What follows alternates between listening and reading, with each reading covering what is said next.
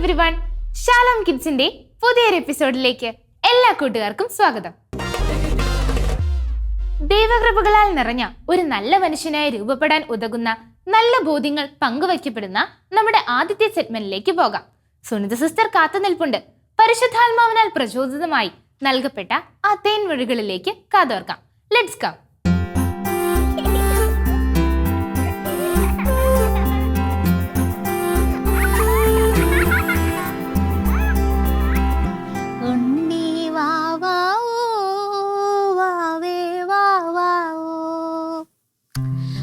Price God. ഇഷ്ടായോ സിസ്റ്ററിന്റെ കുഞ്ഞി ഡോള്? ഈ ഡോള് ഇഷ്ടമുള്ളത് ആർക്കാ?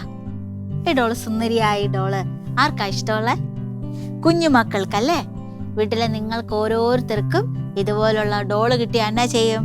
നിങ്ങളെ ചേർത്ത് പിടിക്കും, ഉറക്കും, കൂടെ കിടത്തും, ഉമ്മ കൊടുക്കും. പിന്നെ എന്നാ ചെയ്യും?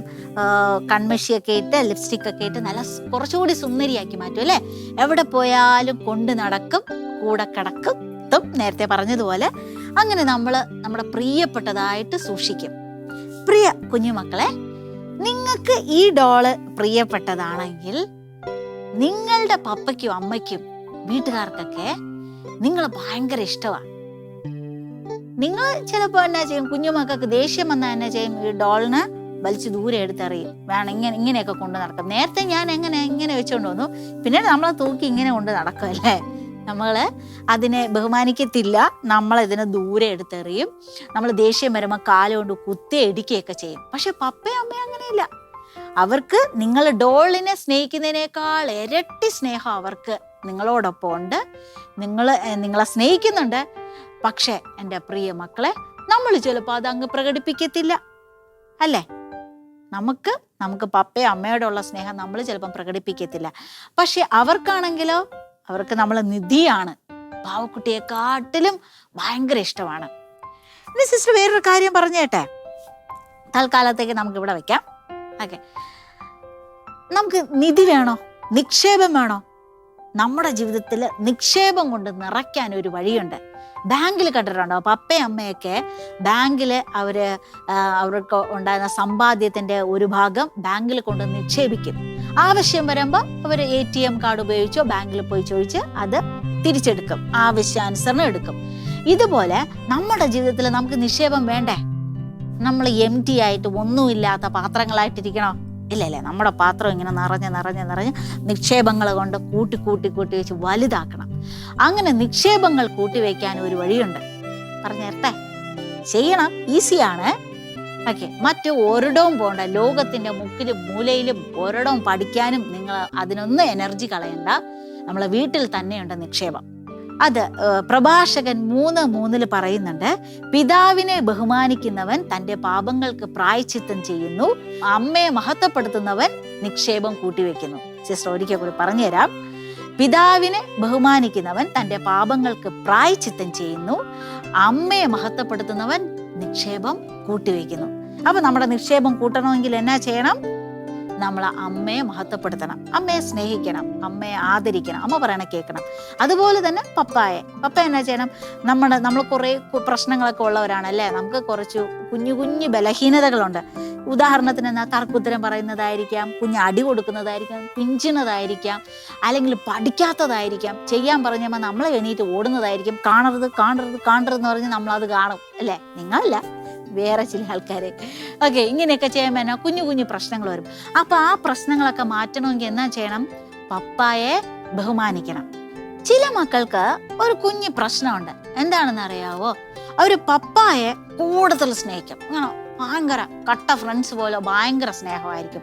എന്നാൽ അമ്മയാണെങ്കിലോ ഇങ്ങനെ 10 അടി അകലത്ത്, എനിക്ക് കാണണ്ട, എനിക്ക് വേണ്ട. എന്തെന്നറിയാവോ? ചില കുഞ്ഞുമക്കൾക്കാണ് കുഞ്ഞു പ്രശ്നം. അമ്മയ്ക്ക് സൗന്ദര്യം പോരാ, അമ്മയ്ക്ക് വിദ്യാഭ്യാസം പോരാ, അമ്മ ഇങ്ങനെ വണ്ണം വെച്ച് വന്നു, അതുകൊണ്ട് അമ്മയെ കൊണ്ട് നടക്കാൻ കൊള്ളൂല. ഇങ്ങനെ ലലല സംഭവങ്ങൾ കാരണം അമ്മയെ മാറ്റിവെക്കും, പപ്പ മതി. മറ്റു ചിലർക്ക് അമ്മ മതി, പപ്പ ഇച്ചിരി തണ്ണിയൊക്കെ അടിക്കുന്നുണ്ട്, പപ്പ വേണ്ട, പപ്പ കൊണ്ടു നടക്കാൻ കൊള്ളൂല, ഭയങ്കര പ്രശ്നക്കാരനാണ് എന്ന് പറഞ്ഞ് ഒരാളെ ചേർത്ത് പിടിക്കും, മറ്റേയാളെ നമ്മൾ 10 അടി അകലത്തിൽ നിർത്തേക്കും. അങ്ങനെ പാടില്ല. നമുക്ക് ഈശോ രണ്ടുപേരെയും തന്നെയല്ലേ. പപ്പയും അമ്മയും ഒന്നിച്ച് വിചാരിച്ചത് കൊണ്ടാണ് നമ്മൾ ഇങ്ങനെയൊക്കെ ആയത്. ഈ ലോകം സുന്ദരമായ ഈ ഭൂമിയും ഒക്കെ കാണിച്ചു തന്നത്. അപ്പൊ അവർക്ക് എത്ര കുറവുകളുണ്ടെങ്കിലും അതിനിങ്ങനെ സൂം ചെയ്യരുത്. മൊബൈലിൽ നമ്മൾ സൂം ചെയ്യില്ലേ കാര്യങ്ങൾ ഇങ്ങനെ, അതുപോലെ നമ്മൾ അവരുടെ കുറവുകളെ സൂം ചെയ്യരുത്, അവരുടെ നന്മകളെ സൂം ചെയ്യണം. ചിലപ്പോൾ 5 കുറവായിരിക്കും, പക്ഷെ ബാക്കി 95 നല്ലതായിരിക്കും. ഓക്കെ, അപ്പൊ എൻ്റെ പ്രിയ മക്കളെ, നിക്ഷേപം കൂട്ടിവെക്കണമെങ്കിൽ എന്താ ചെയ്യണം? അമ്മയെ സ്നേഹിക്കണം.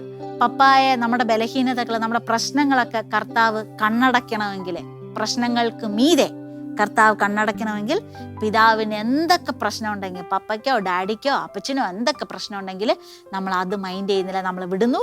അപ്പൻ്റെ നല്ല കാര്യങ്ങൾ മാത്രം സൂം ചെയ്ത് പപ്പായെ സ്നേഹിക്കുന്നു. ഓക്കെ, അങ്ങനെ നമ്മൾ നമ്മുടെ ജീവിതത്തിലെ നിക്ഷേപങ്ങൾ നമ്മൾ കൂട്ടി കൂട്ടി കൂട്ടി കൂട്ടി നമ്മളെക്കാട്ടിലും വലുതാക്കി നമ്മുടെ നിക്ഷേപങ്ങൾ വെക്കും. അപ്പൊ അതുകൊണ്ട് സിസ്റ്റർ പറഞ്ഞിട്ട് കുഞ്ഞു കാര്യമാണ്. ഓക്കെ, പപ്പയ്ക്കും അമ്മയ്ക്കും എന്നും നിങ്ങൾ ഉറങ്ങണതിന് മുമ്പ് പോയി ഒന്ന് കെട്ടിപ്പിടിച്ച് അമ്മയ്ക്കോ പപ്പയ്ക്കൊക്കെ ചക്കര ഉമ്മ കൊടുക്കണം. അവർ തന്നില്ലെങ്കിൽ നിങ്ങൾ ചോദിച്ച് വാങ്ങിക്കണം. പപ്പായ ഒരു ഉമ്മ ഇവിടെ തന്നോളി, ഇവിടെ ഒരു ഉമ്മ തായോ. അമ്മയോട് ചോദിക്കണം, അങ്ങനെ ഉമ്മ ചോദിക്കണം, ഉമ്മ ചോദിച്ച് വാങ്ങിച്ച് അവരെ സ്നേഹിക്കണം. ഇനി എന്തെങ്കിലുമൊക്കെ നല്ലത് ചെയ്താൽ പറയണം, സൂപ്പർ അമ്മ, ഇന്നത്തെ രസം കറി സൂപ്പർ, പപ്പ ഇന്ന ഷർട്ട് ഇട്ടപ്പോൾ നല്ല രസമുണ്ട്, കൊള്ളാം എന്ന് പറഞ്ഞ് അവരെ സ്നേഹിക്കണം, കെട്ടിപ്പിടിക്കണം. ഇനി മറ്റൊരു കാര്യം കൂടിയുണ്ട് എന്ന് പറയട്ടോ. നിങ്ങൾ എന്തെങ്കിലും കാര്യം ചെയ്യാൻ പോകുമ്പോൾ പപ്പേരെ അമ്മേരെ തലയിൽ, അവരുടെ തലയിലില്ല, അവരുടെ കൈയെടുത്ത് നിങ്ങളുടെ തലയിൽ വെച്ചിട്ട് പറയണം, അമ്മയെ ഒന്ന് അനുഗ്രഹിച്ച്, പപ്പയെ ഒന്ന് അനുഗ്രഹിച്ച്. ഇങ്ങനെ അനുഗ്രഹം വാങ്ങിച്ചു കൂട്ടണം. അനുഗ്രഹവും നിക്ഷേപവും ഒക്കെ കൂടുമ്പോൾ മക്കളെ നമ്മുടെ ലെവല് മാറും. നമ്മളിങ്ങനെ റൂട്ട് മാറി ഒഴുകും, താരങ്ങളായിട്ട് മാറും. ഓക്കെ സിസ്റ്റർ, ഇനി ഒരു കുഞ്ഞു പരീക്ഷണം കാണിച്ചേർട്ടെ. പപ്പയും അമ്മയും ചേർത്ത് പിടിച്ചാൽ നമ്മുടെ ജീവിതത്തിൽ ഉണ്ടാകുന്ന ഒരു മാറ്റം സിസ്റ്റർ ഇതിലൂടെ കാണിച്ചു തരാം. ഓക്കെ, മുട്ട നമ്മുടെ വീട്ടിൽ എല്ലാവരുടെ അടുത്തും ഉണ്ട്. ഈ മുട്ട സിസ്റ്റർ ഈ വെള്ളത്തിലിടുവാണ്. സാധാരണ നമ്മുടെ വീട്ടിൽ കാണുന്ന സാധാരണ വെള്ളം. അപ്പൊ എന്നാ ചെയ്യും? കണ്ടോ, ആ മുട്ട പോയി വെള്ളത്തിന്റെ അടിയിൽ കിടക്കുന്നു.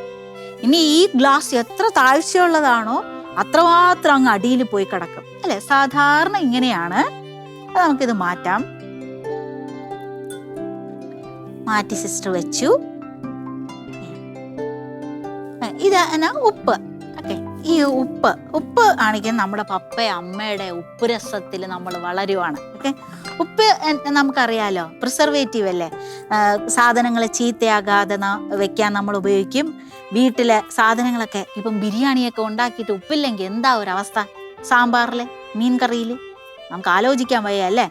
അപ്പോൾ ഇതുപോലെ ഉപ്പ് പ്രധാനപ്പെട്ടതാണ്. നമ്മുടെ ജീവിതം ഇങ്ങനെ ഉപ്പ് രസമുള്ളതാകാൻ, നല്ല രസമുള്ളതായി മാറാൻ നമ്മൾ പപ്പയമ്മയുടെ സ്നേഹത്തിൻ്റെ ഉപ്പിടുക. നിങ്ങൾ കെട്ടിപ്പിടിക്കുമ്പോൾ കുറച്ച് വീണു, അവർ പറയുന്നത് അനുസരിക്കുമ്പോൾ, ബഹുമാനിക്കുമ്പോൾ, അവരെ ചേർത്ത് പിടിക്കുമ്പോൾ, അവരെ കൊണ്ടു നടക്കുമ്പോൾ, കൂട്ടുകാർക്ക് പരിചയപ്പെടുത്തി കൊടുക്കുമ്പോൾ, അങ്ങനെ നമ്മുടെ ജീവിതം ഇതുപോലെ ഉപ്പ് രസമുള്ളതായി മാറും. അപ്പൊ ഇനി എന്താ സംഭവിക്കണേന്ന് നമുക്ക് നോക്കാം.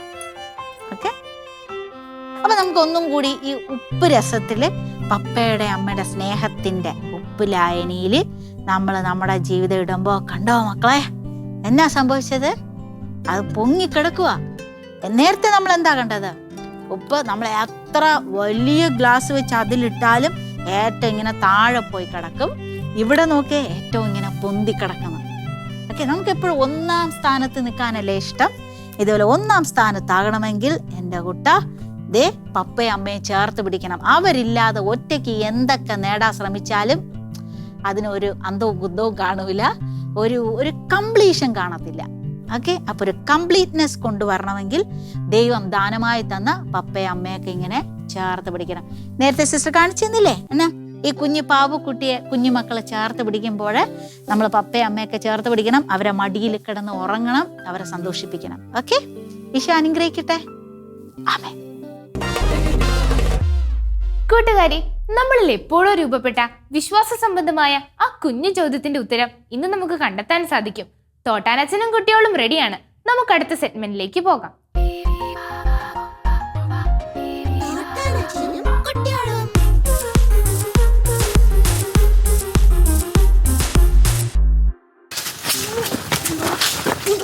എന്താ മക്കളത്? ഏയ് ദാ എന്ത് പറ്റിയേ? എന്തിനത്? ആ എന്തടാ? ഓ എന്റെ പൊന്നു മക്കളെ, ഈശോ ബൈബിളിൽ പറഞ്ഞേക്കുന്നത് എന്തുട്ടാ, സഹോദരനെ ബോഷാന്ന് വിളിച്ചാൽ പോലും നമ്മൾ കണക്ക് കൊടുക്കേണ്ടി വരുന്നാട്ടാ. നമുക്ക് സഹോദരങ്ങൾ കൂട്ടുകാരായിട്ടൊക്കെ ജീവിച്ചാൽ മതിയില്ലടാ. പോട്ടടാ, കഴിഞ്ഞതൊക്കെ പോട്ടെ. നിങ്ങൾ ഷെയ്ക്കിന്റെ കൊടുത്ത് നമുക്ക് നല്ല കൂട്ടുകാരായി. ഓക്കെ ഓക്കെ, നമുക്ക് പുതിയ എപ്പിസോഡിലേക്ക് കിടക്കണ്ടേ? പുതിയ എപ്പിസോഡിലേക്ക് നമുക്ക് കൂട്ടുകാരെയൊക്കെ ക്ഷണിക്കണ്ടേ? ഈശോയുടെ കൂട്ടുകാരെ, ഇന്നത്തെ ഈ എപ്പിസോഡിലേക്ക് നിങ്ങൾക്ക് സ്വാഗതം. ഇന്ന് ഞാൻ തന്നെയാ സംശയം ചോദിക്കുന്നത് കേട്ടോ. നിങ്ങളോട് ഞാൻ ചോദിക്കുകയാണേ, ഈ വിശുദ്ധന്മാരുടെ ചില വിശുദ്ധന്മാരുടെയൊക്കെ മൃതശരീരം മരിച്ചു കഴിഞ്ഞിട്ടും ജീർണിക്കാണ്ട് ഇങ്ങനെ ഇരിക്കുന്നുണ്ട്. നിങ്ങൾക്കറിയോ അത് എന്തുകൊണ്ടാന്നൊക്കെ? അറിയോ? ദേ നമ്മുടെ അന്തോണീസ് പുണ്യാളല്ലേ, അന്തോണീസ് പുണ്യാളുടെ നാവുണ്ടല്ലോ, ജീവിച്ചിരിക്കുമ്പോ എങ്ങനെ നല്ല ഉമിനീരൊക്കെ ആയിട്ട് നല്ല ഫ്രഷ് ആയിട്ട് ഇരിക്കണം, അതുപോലെ ഇപ്പോഴും ഇരിക്കുക. അത് എന്തുകൊണ്ടാന്ന് അറിയോ നിങ്ങൾക്ക്? അച്ഛൻ പറഞ്ഞുതരാട്ടാ. ജെർമിയ പ്രവാചകന്റെ പുസ്തകത്തിലെ ദൈവം ഇങ്ങനെ പറയുന്നുണ്ടേ, നിങ്ങൾ വിലക്കെട്ടവ പറയാതിരിക്കുകയും സദ്വചനങ്ങൾ മാത്രം പറയുകയും ചെയ്താൽ നിങ്ങളെ ഞാൻ എൻ്റെ നാവ് പോലെയാക്കാമെന്ന്. നമ്മൾ ദൈവത്തിന് നാവ് പോലെ ആയാല് എന്താ ഭാഗ്യം എന്നറിയോ? നമ്മൾ പറയുന്നത് പോലെ നടക്കും അല്ലേ? ദൈവം പറഞ്ഞതൊക്കെ ഉണ്ടാകട്ടെ എന്ന് പറഞ്ഞപ്പോ എല്ലാം ഉണ്ടായി. അങ്ങനെ നമ്മുടെ നാവിനും നമ്മുടെ വാക്കുകൾക്കൊക്കെ എന്തൊരു ആധികാരികതയാവും. ഇത്രയേ ഉള്ളൂ. വിലക്കെട്ടവ പറയാതെ സദ്വചനങ്ങൾ മാത്രം പറയും. അന്തോണീസ് പുണ്യാളൻ ഒരിക്കലും തന്റെ നാവ് കൊണ്ട് പൊട്ടയായ ഒന്നും പറഞ്ഞിട്ടില്ല, വിലക്കെട്ടവ ഒന്നും പറഞ്ഞിട്ടില്ല. നല്ല കാര്യങ്ങൾ മാത്രം. രോഗികളോടും പാവങ്ങളോടൊക്കെ എന്തൊരു കരുണാദ്രമായിട്ടാണെന്ന് പറയാം അന്തോണീസ് പുണ്യാളൻ പെരുമാറാറ്, സംസാരിക്കാറ്. അതുകൊണ്ട് അന്തോണീസ് പുണ്യാളൻ പറയുന്നത് പോലെ നടക്കുമായിരുന്നു. ഒരിക്കലൊരു ഉദാഹരണം പറയാം. അന്തോണീസ് പുണ്യാളനെ പള്ളിയുടെ മുമ്പിൽ പ്രാർത്ഥിച്ച് നടക്കായിരുന്നു. അപ്പൊ ദാണ്ട് പള്ളിയുടെ മുകളിൽ പെയിന്റ് അടിക്കാൻ കയറിയ ആള് താഴേക്ക് പോരുന്നു. അന്തോണീസ് പുണ്യാളൻ വേഗം പറഞ്ഞു അവിടെ നിൽക്കുന്ന് പറഞ്ഞു. അന്തോണീസ് പുണ്യാളൻ പറഞ്ഞ അപ്പൊ തന്നെ താഴേക്ക് പോരുന്ന ആൾ അവിടെ നിന്നു. എന്നിട്ട് പ്രിയോരച്ചന്റെ കയ്യിൽ നിന്ന് അനുവാദം മേടിച്ചിട്ട് താഴേക്ക് ഇറക്കി. കാരണം പ്രിയോരച്ചൻ പറഞ്ഞിരുന്നേ, ഇനി എന്നോട് ചോദിച്ചിട്ടേ അത്ഭുതം ചെയ്താൽ മതി എന്ന്. അതുപോലെ അനുസരിച്ചു. അപ്പോ നോക്കിയേ, അന്തോണീസ് പുണ്യാളൻ എന്തോരം എളിമയും എന്തോരം സത്പ്രവൃത്തികൾ ചെയ്ത, എന്തോരം നല്ല വാക്കുകൾ മാത്രം പറഞ്ഞ വ്യക്തിയായിരുന്നു എന്ന്. നമ്മൾ അതുപോലെ ജീവിച്ചാലുണ്ടല്ലോ, നമ്മളൊക്കെ എന്തോരം നല്ല മനുഷ്യരായി. തല്ലുകൂടിയൊന്നല്ല നമ്മൾ ജീവിക്കണ്ടേ. നമുക്ക് ഈശോയുടെ അതേ മാതൃകയിൽ ജീവിക്കണം. അപ്പൊ നമ്മള് അന്തോണീസ് പുണ്യാളന്റെ പോലെ തന്നെ, ഈശോയെ പോലെ തന്നെ നല്ലത് പറഞ്ഞ് നല്ല പ്രവൃത്തികൾ ചെയ്ത് വിശുദ്ധരെ പോലെ ഹീറോയിക്കായിട്ട് ദൈവിക പുണ്യങ്ങളൊക്കെ ജീവിച്ചാല് നമുക്കും വിശുദ്ധരായി തീരാം. നമ്മളെല്ലാവരും വിശുദ്ധിയിലേക്ക് വിളിക്കപ്പെട്ടവർ തന്നെയാ. Okay, are you ready? അപ്പൊ അടുത്ത എപ്പിസോഡ് വരെ ഈശോയുടെ ഒപ്പം ഈശോയോട് പോലെ സംസാരിച്ച് ഈശോയോട് പോലെ പെരുമാറി ജീവിക്കാൻ നമുക്ക് എല്ലാവർക്കും സാധിക്കട്ടെ. Okay, God bless you. ഈശോയെ പോലെ ജീവിക്കാനും എല്ലാവരോടും കരുണ കാണിക്കാനും അതെല്ലാം നമ്മുടെ ജീവിതത്തിൽ പ്രാവർത്തികമാക്കാനും നമുക്ക് ശ്രമിക്കാം. വിശുദ്ധരോട് ചേർന്ന് നമുക്ക് അവിടുത്തെ പാടി പ്രാർത്ഥിക്കാം. ഇന്നത്തെ ഗാനത്തിലേക്ക്